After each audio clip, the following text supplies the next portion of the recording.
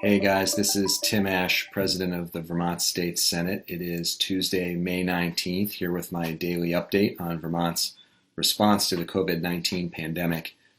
And I'm going to have a fairly brief update tonight to let you know that tomorrow I'll be focusing the entirety of the update on the details of the governor's proposed use of some of the federal relief funds we've received. I've mentioned in the past that we received literally two checks totaling a grand total of $1.25 billion from the federal government, but that funding doesn't allow us to just do anything we want with it, and it doesn't allow us to, at this time, plug different holes in our state government budget that fund things like transportation or education or healthcare, things like that. So the uses are fairly limited. It has to be directly related to expenses that COVID created, not losses, but expenses. There is one exception to that, which is that the money from the federal government can be used to help give grants to businesses for expenses incurred for which they could not possibly come up with revenues to pay for them. For instance, if you're a store that was ordered to close by the governor, you still had to pay your light bills, you still had to pay the rent, pay your mortgage, whatever. And there are allowances in the federal rules to use money to help support those kinds of businesses. So tomorrow I'm going to be spending the entirety of my update walking through the governor's first draft, if you will, of our recovery efforts. That proposal will probably include about $400 million of spending from the federal funds, largely designed to make sure that our economy doesn't fall into an even greater state of damage, and that we preserve as many of the small businesses as possible that we still will want to see on the other side of this. Some of that money is going to be in the form of grants. Some will be in the form of loans. Much of it will be for industries that have taken the worst brunt of this economic storm, although many have. And will really be designed to make sure we don't have entire sectors shuttered for the medium term. So that's what I'm going to be walking through for most of tomorrow. Second update, there's been a lot of discussion about the issue of masks and whether customers in places of public accommodation should be required to wear them. The governor has taken the approach that it should be voluntary, that the employees should be required to wear masks, but those who enter, whether it's a bank or a store or wherever, it should be encouraged but not required. And so Burlington last night voted to make it mandatory. I believe it was a 10-1 vote, if I'm not mistaken. And I was asked today by reporters, would the legislature be considering that? And what I said is the legislature has to have a discussion about it and make a decision. What makes it a little hard, and I'll give you a little insight into the difficulty sometimes of being in a legislative leadership position, is that we have been following the advice of the Commissioner of Health every step of the way. When he's ordered something to be closed, we've supported that. When he ordered that there be social distancing, whenever there are people together, we've said, okay. Gathering limitations, whether it was 50 or 25 or 10, we've supported each step.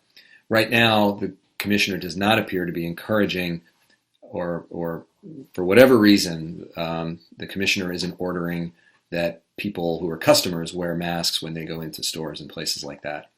So the legislature, it's tricky to start second-guessing the public health experts at this point, just because we may have a difference of opinion about one. But because this is a serious issue, we'll be having discussions about it and see whether there's legislative interest in taking action, or maybe even trying to work with the governor to see if he'll revise his directives based on the frequency with which people are showing up with or without masks under the current rules. So that's something I would say stay tuned for. Today, the Senate met for about 2 hours, took up a number of pieces of legislation. We are realizing that while the legislative session has effectively a It's not a clear end date, although we think sometime in late August is when the session will officially end.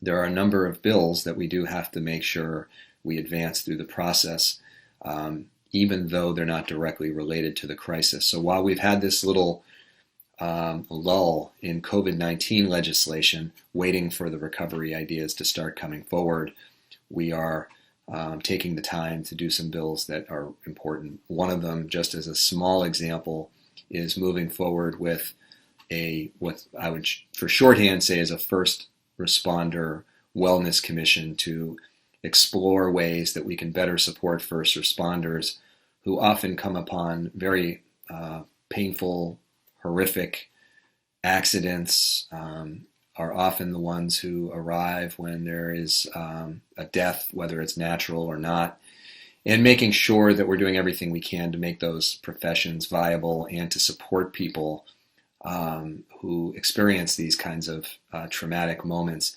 Many people historically have thought, oh, these are, tough guys and gals who do these jobs. It'd be a sign of weakness if they couldn't take what comes with the territory. And I think we know that's not true. People, whether they're firefighters, ambulance crew, police officers, or military service people, they're people too.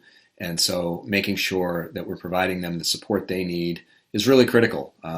All of those professions I just listed right now are having trouble recruiting new people. And I think one of the strategies we have to bring to bear is making it the most well-supported position so that both the physical and mental health well-being of people who perform those jobs is taken care of. So that's one example. Another, we took action on extending a permitting system for telecommunications facilities. This is particularly important because one of the things we hope to do as part of our recovery efforts is to deploy more equipment necessary for broadband for communities that do not have adequate broadband. And the system of allowing the construction of those facilities to occur depends upon a predictable but fair process. And so today we took the first step towards enacting a longer-term vision for permitting for telecommunications facilities. So that's some of the types of legislation we've been taking up and will continue to do in the coming days. I would encourage you, if you've never watched a Senate proceeding, it will not be quite the same as if you were in the State House, but tomorrow at 1 o'clock, if you go to the Legislature's website, you'll see right on the home page a link to the Vermont Senate's proceedings. It will take you to a page where you'll watch it live on YouTube. Thursday we'll also be meeting at 1 o'clock live on YouTube, and then at 11:30 on Friday. So you'll really get an insight into the people making the laws, at least on the Senate side of the legislature, and hopefully we'll even encourage some of you to think about running yourselves, whether soon or in the long term.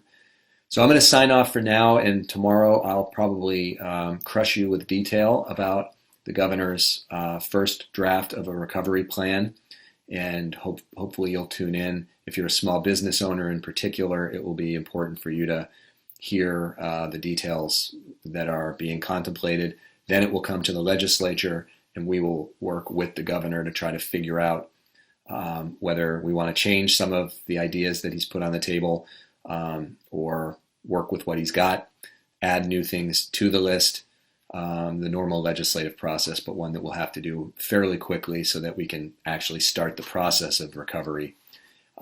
And with that, I'm going to sign off and say, hope you continue to take good precautionary measures and stay vigilant. We had 4 more positive tests today in Vermont, so while it can be tempting to think that things have come to a conclusion, they have not. So we have to be vigilant, and I look forward to seeing you tomorrow at 5:30.